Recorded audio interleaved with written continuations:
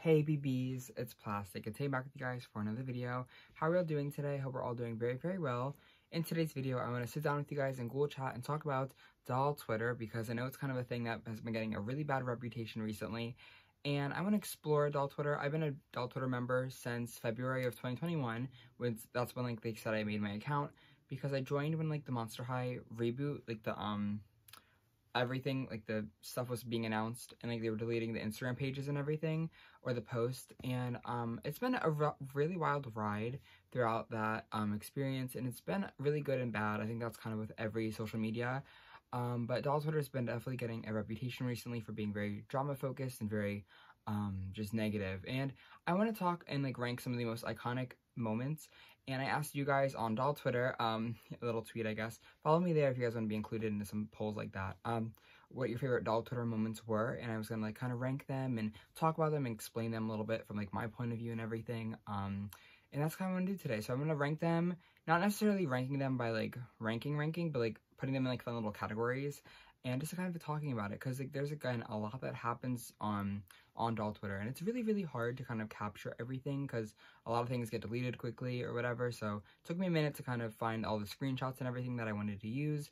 But without further ado, I'm going to get into my exploring doll Twitter, because I think it's a really, really interesting concept, and we're just going to get into it. Right here with the tier list itself, this was, again, a thing that I took a while to kind of compensate, but I made some little, like, categories I think would be really fun to put them in. So the first one is doll Twitter DNI, which is kind of like stay away from doll Twitter because of these incidents, and it is kind of an inside joke, which we'll explain later in another moment. We also have the chronically online kind of area, where these are instances where like this is someone who should not be on Twitter. This is someone that is just very online a lot, and it's definitely an instance that should not have gone as far as it did, and it's definitely a little bit too much, and it definitely got dragged on. We also have Hall of Fame for me, which these are some of my favorite doll Twitter moments. These are moments that I think about or quote daily, even in like the real world and stuff. And these are just moments that I think are really, really funny and really, really silly. I also have Fun and Silly, which is also just like a kind of a moment.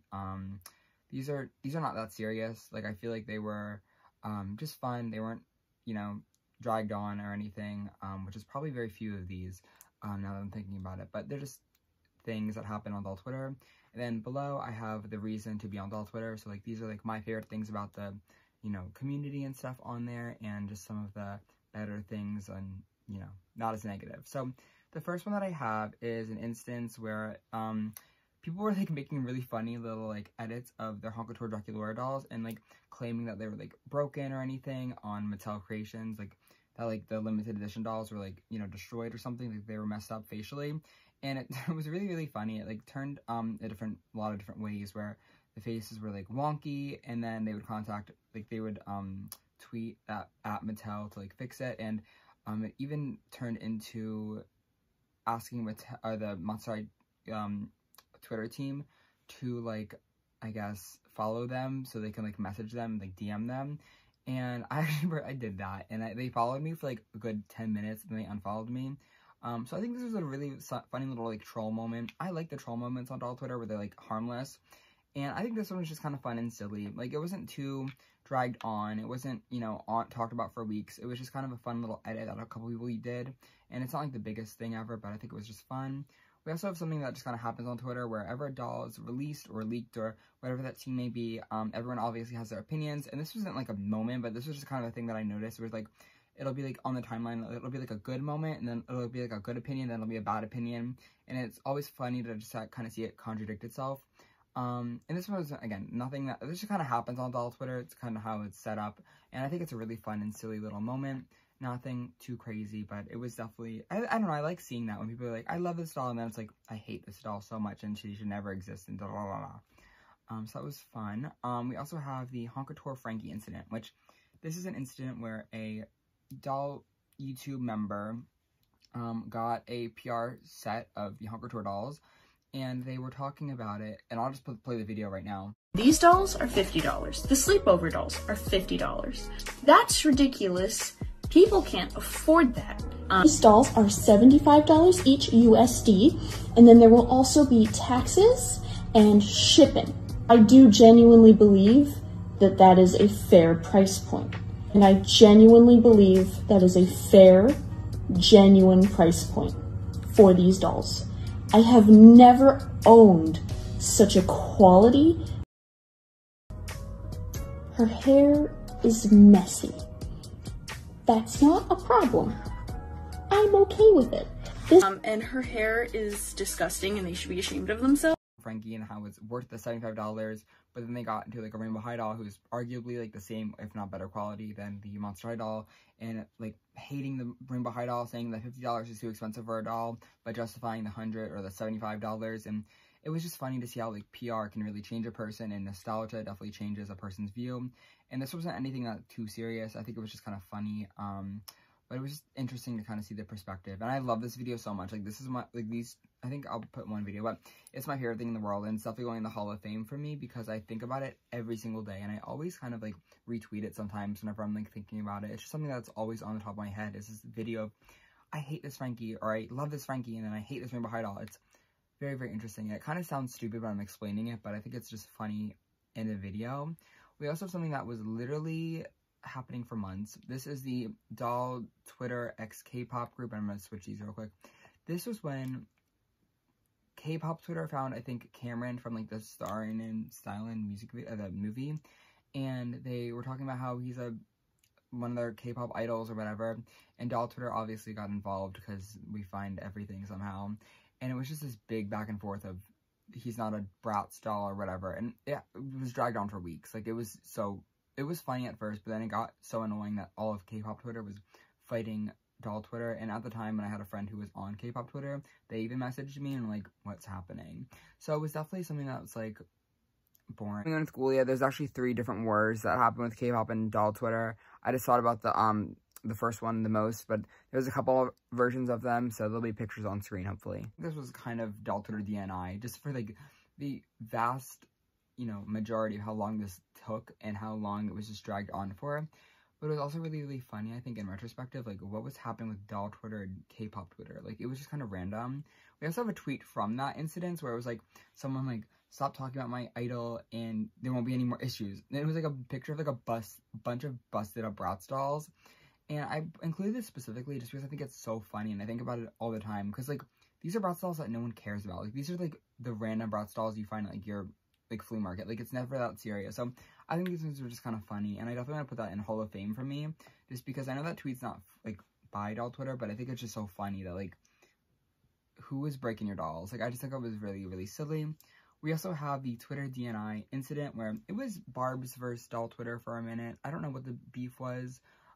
It was something stupid, but this person got on, and this kind of happens a lot on doll Twitter. People are like, dolls have fans, dolls have stands, and it was just a bunch of back and forth. But I think it's just a really funny like quote, doll Twitter DNI, and I'm definitely gonna put it in doll Twitter DNI just for the reason that that's kind of what it was created for. Definitely think this is a doll Twitter DNI incident. Like, I would kind of avoid doll Twitter. Actually, I think this is kind of Hall of Fame, to be honest. I know like I made the category for doll Twitter DNI, but like, I don't know, I think it's kind of a funny little moment that like I think about a lot. We also have the Country Gate, which was kind of an incident which was really, really interesting, where in an Angel Loza video, Excellences was talking about the word country and then repeated it because there's a silly word in it, and you can kind of tell what that word was.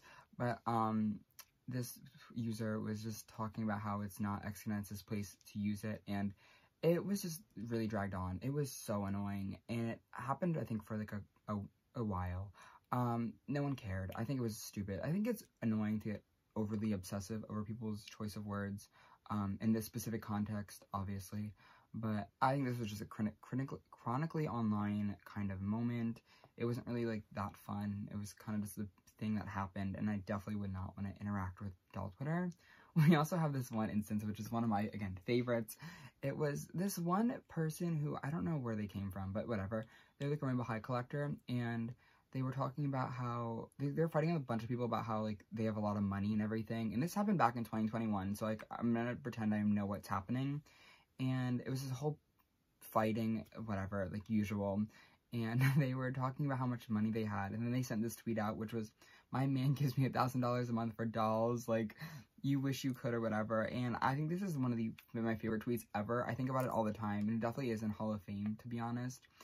I just think it's so iconic to, you know, fight about people about the cost of dolls or whatever, and respond with my man gives me $1,000 about dolls. Like that's, and then the person who has the $1,000 for dolls, every single one of their dolls looked a mess. I remember that so vividly. And it's just one of those moments that I think about a lot. And it's so interesting that it happened. But I quote it all the time. We also have this take, which I actually really, really hate. I don't want to talk about it. But we have this My Scene style that was tweeted. And this user quote tweeted it and was talking about how they're just kind of slut-shaming the doll and like the restyle, which is kind of crazy to me because the original doll, it was a My Scene bling bling Barbie, and the doll, like the original doll is wearing a kind of more risky outfit. It's not, you know, it's not like an everyday outfit. It's more of like a club and party outfit. And the restyle just kind of emphasized that. They kind of just gave like a boa and like some more jewels and, you know, did the hair up a little bit more. And this Twitter was like, this user was just like talking about how like you shouldn't sexualize dolls, but like the clothes weren't sexual. Like there's nothing about this restyle that was that serious. And this whole, I guess, this little tweet, I'm going to kind of talk about it for everything and how annoying it is to slut-shame dolls in the year 2023. I think we should have been leaving that back in 2000s. That shouldn't have even happened then, but whatever.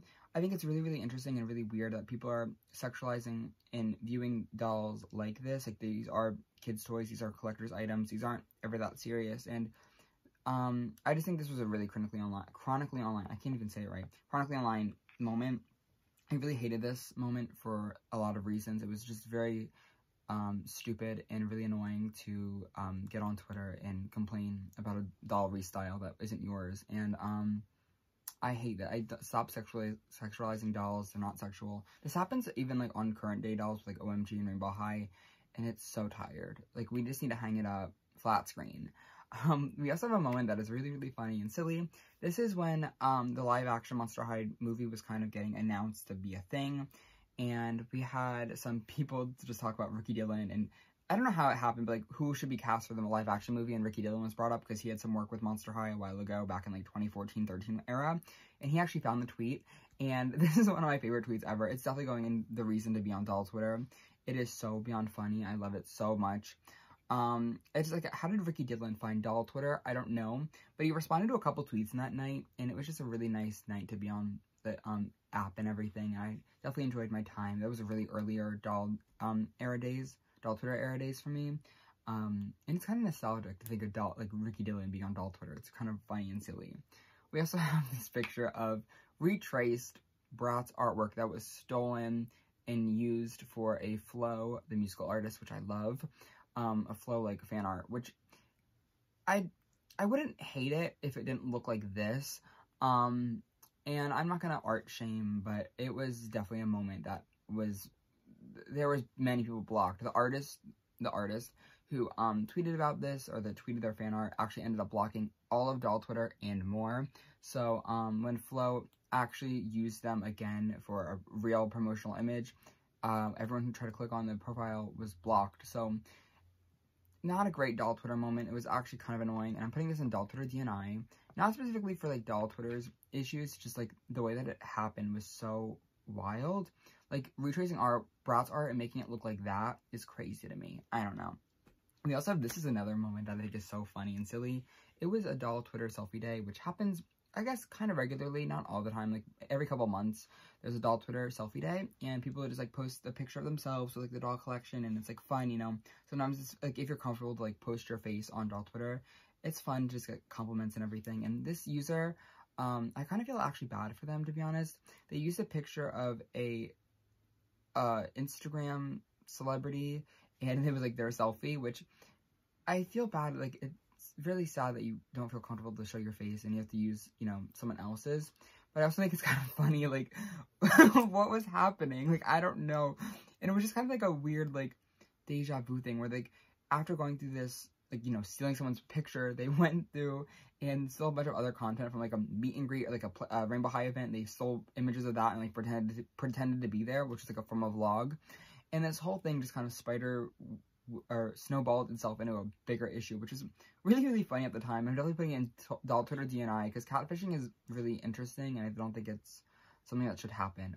But it was really funny at the moment, and I think it's another one of those things that I think about all the time, and it's just like, why would you catfish. I don't know. It's catfishing on doll Twitter, especially, is kind of weird because, again, we're a very niche community. It's nothing that you're gonna get famous over or anything. So I don't know. But I thought it was really, really funny at the end. And they end up deleting their account. So I hope they did get better and everything. And I hope they feel comfortable in their own skin soon. The next incident is really, really silly. It is the doll Twitter races. And I'm using this picture of Jesse's tweet. And it's kind of a whole thing started off with Ruham's doll Twitter season 2 race, I think it was, that kind of popularized it a lot, especially in today. And that's actually a really, really good race. It's kind of continuing as of right now.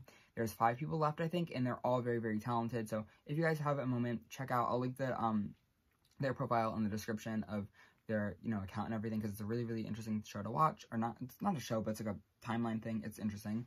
But that kind of spawned off into a bunch of other doll races, and it was fun at first with Jesse's doll race, where it was just a bunch of dolls that would not be the beauty standard or anything, like the LOL Tots. I think there was like a American Girl doll in there. I can't really see the tweet, but there's a bunch of random dolls that were involved in like this, their own doll race. And I think it's really, really funny. And I definitely think the whole doll races, they're really fun. Like, I think when there's less of them, it's better. But when there's a bunch of them, it kind of gets annoying. But I'm definitely going to put this in fun and silly, just because I think it's nice to be able to, like, showcase talents throughout dolls and express yourself through dolls, especially the really, really interesting ones. Like, I love the theming of, like, taking a doll and, like, making your own other doll clothes into this theming. It's very, very interesting to me. So it's definitely one of those fun and silly moments where there was, like, drama that happens because of it, but it's not, like, I don't think it's serious. I think a lot of it's just satire, but I think it's a really fun little concept, and I definitely appreciate it. We also have this new moment, which was, I'm so happy that it happened. This is one of my friends on doll Twitter, Aurora. They tweeted about their Barbie look style and how they redressed it. And this went, like, viral, I guess, for doll Twitter, or, like, standards. Because, again, we're a very niche community. And it was such a good moment to see the Barbie 10s doll actually appreciated, because it's one of my favorite Barbie dolls ever, I think. And to see this restyle blow up was so exciting. There was a bunch of people who, like, saw it, like, Aaliyah. From Aaliyah Core, she saw it and she, like, loved it, and it just kind of sparked this moment, and a lot of people bought the doll because of this tweet, which is so exciting and cool, and I just love the restyle as well. So it definitely is one of those reasons to be on, definitely one of those reasons to be on doll Twitter. It's one of those moments that is just really special, and I'm happy that doll Twitter got attention for positive stuff, not negative, and it's always exciting to see people, like, appreciate dolls, from, like, the normal communities, you know what I mean? So it's just nice to see doll Twitter get actual good representation for not being the worst thing on the planet. But then actually getting back to the worst thing on the planet, we had this doll YouTuber, this doll TikToker post a video about how they hated that new Laguna was Mexican. She's Honduran, and that she's pink, and it's this whole thing about, G3 and how everyone hates the new G3 stuff. And this video was originally posted on TikTok, but it kind of got popular, I think, on doll Twitter, and it got a lot of quotes and retweets, and it was really interesting to see a whole community come together to, it's weird to say that, like, bash someone and, like, be in support of a more diverse cast. It was definitely a really weird video to post. But this video actually kind of transcended into seeing earlier prototypes by Lily Martinez.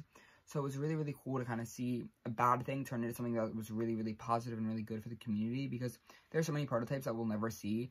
But I'm so thankful that Lily turned this situation into just racism into something that was positive, and showing that Latinos who work on these dolls are here and they're going to be represented. So while this was a really interesting, I'm going to put this in chronically online, but it turned into a good thing, so it's kind of hard to place it somewhere. But during, like, the original, video was very, like, ooh, like, okay, like, no one cares that your Laguna isn't Australian anymore, like, it'll be okay.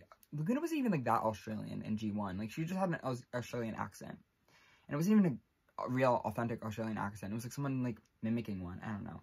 I still loved Laguna, but, yeah. The next one is something that was really, really funny. Someone tweeted the Hallmark Ghouls Roll Frankie ornament, and they said, I want a doll of this, but I think it was just a newer collector, and I think this person actually ended up being someone that we'll talk about in a minute. I think I remember this who tweeted this.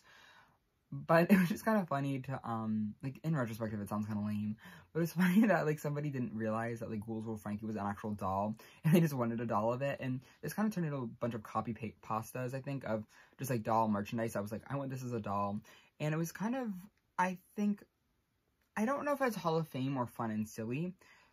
I'd rather just put it in fun and silly, just because it was like I think it was harmless at the time of just not knowing what a doll was, and, you know, asking for a doll of it.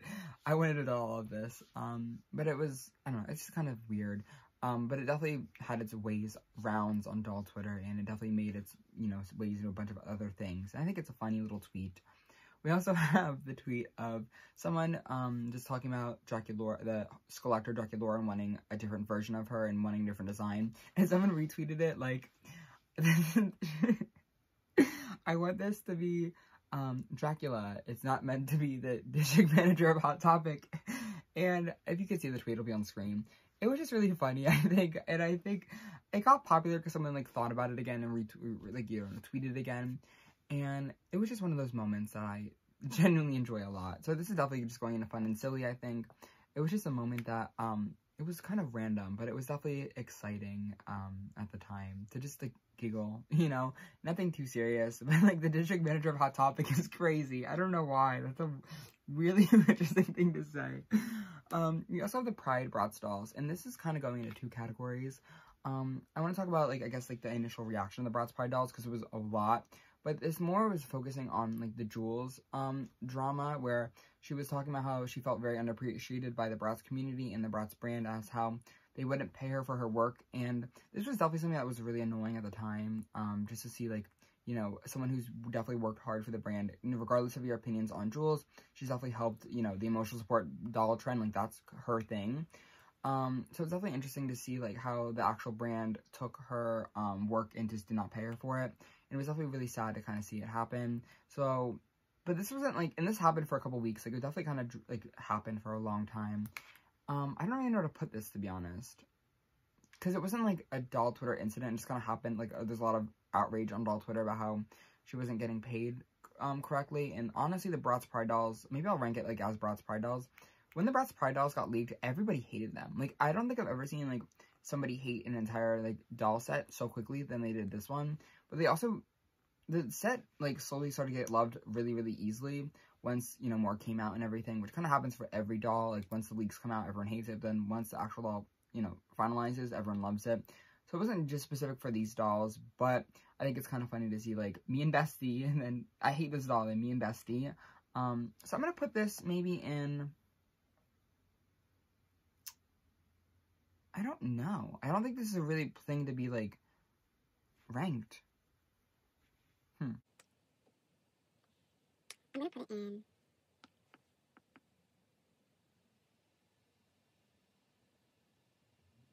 I'm gonna put it in Delta to DNI just because, I don't know. There's not really much happening. There's no thoughts. It took me a while to think about that. The next instance is of a doll Twitter user who was called out for being a little bit problematic for a while, and instead of responding and apologizing, they went and made a no-tap apology and then signed their name before deleting their entire accounts throughout doll Twitter. And I don't remember exactly what the drama was and what they said, but it was crazy to sign your name at the end of, like, a apology, but it wasn't really even an apology. It was just kind of, like, fighting everybody back. And I don't have the real screenshot, and I don't want to, like, talk about this person because they kind of already exiled themselves out of doll Twitter. But I think it's really, really funny to sign your name after not apologizing for anything and just blaming everybody else on your own actions. So this is going into Twitter DNI for sure. It was honestly also chronically online, to be honest. I think I'm going to put it in chronically online just because who signs their name? Like, you're not a celebrity, babes. You're on doll Twitter. Nobody on doll Twitter is a celebrity. We also have the Bratz Passion for Corn, which has layers to it. So the Bratz PR team on Twitter has been bullied every post they do because none of their posts make any sense. They're all very, very random, and they don't really have anything to do with the actual dolls. At least they did when they were first posting on doll Twitter. And because they were not promoting the dolls, they were not very clear on when dolls were released, they would get, obviously, a lot of backlash from the Bratz community as itself, because the Bratz community likes the dolls. Like, that's kind of what we're here for. And they started to, like, pander to, like, the nostalgia people, and it was kind of very annoying as a fan. And a lot of people call them the corny interns. And I think they started to see it, and they started to reclaim it, which is getting annoying, and it's kind of ruining the joke. But they took this tweet, and they said, "Passion for corn," after being called a corny intern. And this is one of those moments that I love being on doll Twitter, because what was happening, like, it was so random and it was so wild, but like, everyone still quotes it, I think, to this day, passion for corn. But it could either be in reason to be on doll Twitter, because I think it was just kind of funny, like, what? And then, but it also could be in Hall of Fame, because, like, it definitely is one of those moments I think a lot of people, like, think about a lot to this day. So I might, yeah, I'm gonna leave in reason to be on doll Twitter, just because it was kind of random.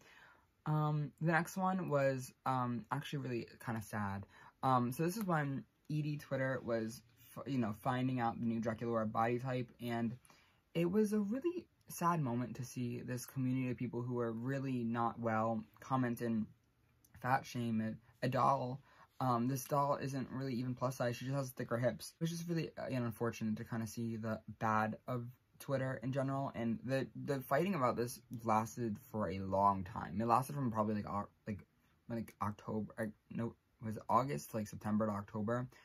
It lasted a long time, and it definitely was a very chronically online take, and I genuinely do feel for the people who commented on this doll and who hated this doll's body type to get the help that they need. And definitely it's going to go on chronically online just for that reason, that I feel really bad that people feel that way about themselves, that they have to hate a doll and, fat shame a doll for not being stick thin like the OG Monster High dolls were. And I think it's important to have better body representation. I don't think Dracula is the best, but she's definitely a step in the right direction. So it's just kind of a sad moment that I hope that, again, people get better for and everything. The next tweet is actually really, really funny, so kind of random segue. This was when someone did not get the Honkator Cleo doll, and they were like, I'm gonna KMS, which is, I don't think it was ever serious, but Monster High took it seriously, and they, like, sent, like, a little, like, a hotline number and everything, and they, like, sent, like, a nice little, like, message. And for some reason, this is a really, really funny moment, I think, and it's definitely in those Hall of Fame. I'm gonna put in Hall of Fame just because I can't stop thinking about it all the time, where, like, it shows that the Monster High team, like, cares, but it also just, like, I don't know, it's just kind of funny in the moment to send, like, a hotline over it. I think it was, I guess you can never really know when people are joking, but I definitely thought it was funny and really silly, and I appreciate it for what it was. We also have Mona. I don't know how to explain Mona for you guys, but they are definitely the highlight of doll Twitter, in my personal opinion. One of my favorite uses on the entire app. There's always a funny take, there's always a funny tweet, and I'm going to quote this tweet that I think about every single time I think about Fang Boat Rochelle, where it was tweeted that by Mona that Rochelle, like, the head, but the head below looks like one of those, like, stroke images where, like, you don't know where anything is.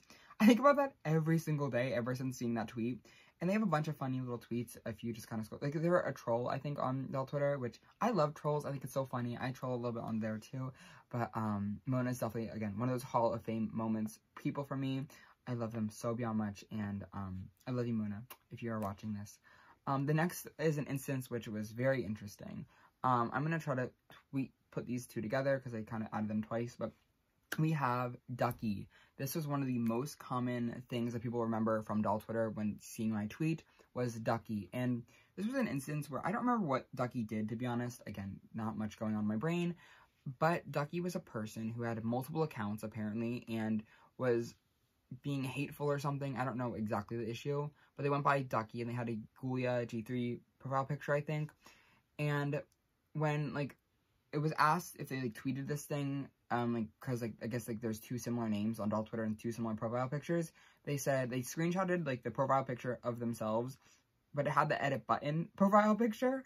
And it was kind of, that was its own instance where it was like, if you're trying to, make yourself not seem like you have that account, why would you have the edit profile picture? Like, you just, like, logged in the wrong account. So I think that was kind of funny in its own way. And, like, edit profile picture, like, that was definitely a thing on doll Twitter for a couple days.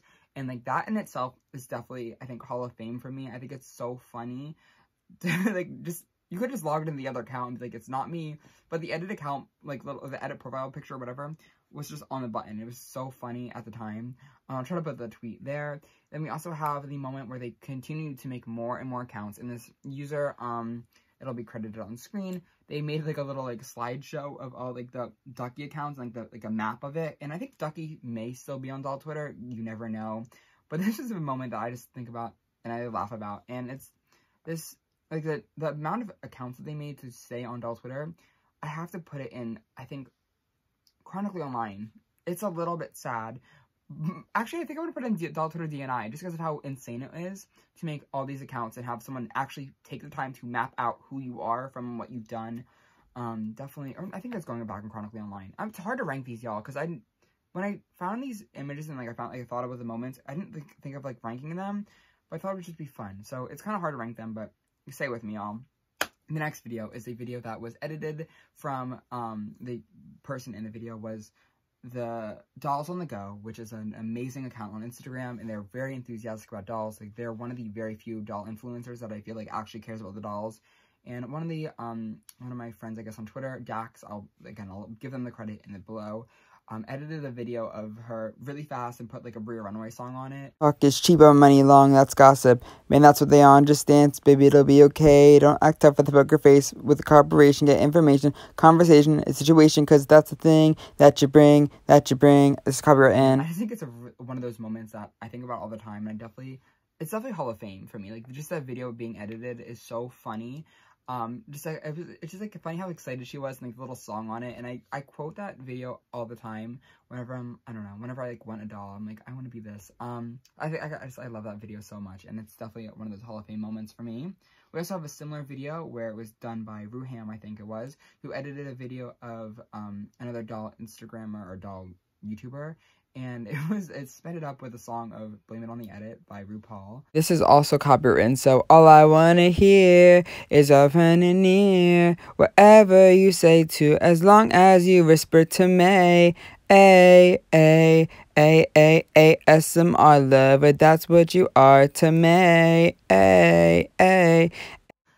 This is definitely, again, Hall of Fame. I love these little reaction videos of like people you know in the community, and this video was used all the time. Like, it's still being used, but when that video first came out, the entire timeline was just filled of this this video, and it was so funny.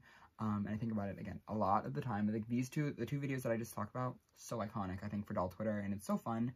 And the last instance that I want to talk about today is Bratz versus Monster High clothes. You cannot put Bratz clothes on a Monster High doll. And this whole argument is about whether Monster High dolls are allowed to use Bratz clothes on the restyles. And this is just chronically online. But the video and the screenshot that I took is originally from somebody screaming, like full on yelling into their phone about how they hate that Monster High dolls are wearing Bratz clothes and that they're not meant to be wearing Bratz clothes, and that it's, you know, Bratz have to wear Bratz clothes and Monster High has to wear Monster High clothes. And I think about that tweet, and I think how much I hate doll Twitter when I think about that. So it's very chronically online, though. And no, actually, I think it's doll Twitter DNI. That's just crazy. Like, out of everything in the world, maybe it is chronically online. That is a very chronically online take. Out of everything in the world that's happening, the main thing that you're mad about is what clothes people's Monster High dolls are wearing in their pictures on doll Twitter. Doll Twitter. So this is one of those moments that I would definitely stay away from, but it was kind of funny in retrospective to see, like, how upset people got over restyling. And I think restyles should just be fun. They're not ever meant to be too seriously. But that was kind of, I guess, my last doll Twitter moment. Okay. But kind of wrapping up this video, there was a lot of doll Twitter moments, and they were not as easy to explain as I thought they would be, to be honest, but it definitely is kind of fun to just take a minute and, you know, have a little retrospective moment on Instagram and the doll Twitter and how everything just works and how dolls can just make a whole community, because you never really would have thought that, like, just like a little, like, doll would have so much impact on people's lives that they would be able to make friends. And I don't mean to make this video and be like, doll Twitter has really crazy moments and you should all stay away, because a lot of the time there is a lot of really great people that you can meet on doll Twitter. I've made so many friends there, and it's a really comforting space. It definitely, I think, social media in general with dolls and, you know, finding your comfort within collecting is super important to have other people that you kind of see and being like, okay, like, these people also collect dolls. Like, I feel more sane about it, because at least for me, I know it was kind of it's a very niche community, and it's definitely hard to, you know, find people that you like, because it's not like the beauty community where you set up lipstick and there's a bunch of things. I kind of do that with dolls, but, like, it's fun to have a niche amount of people. And I don't know, I thought this video would just be fun and silly to, you know, just retrospective about doll Twitter, and it's definitely one of my favorite apps to just sit and talk about my friends. And there are definitely those crazy moments, but there are also really, really good moments, and I hope I kind of showed you guys that, and I hope that I don't know, this video did something so people don't think that doll Twitter is the worst place on the earth, because it is, but it's also not. So yeah, I don't know. In the comments below, please let me know if you guys are on doll Twitter, if you guys ever want to make a doll Twitter account, and if you guys ever have any interest in doll, you know, spaces online in general, because I think it's a really good opportunity for you guys, again, to make friends and everything. And though, so much for watching today's video. It was so much fun with you guys, and I cannot wait to catch all that in the next one. I love you all so very much. Stay fierce, and love you guys. Bye. Bye, everybody.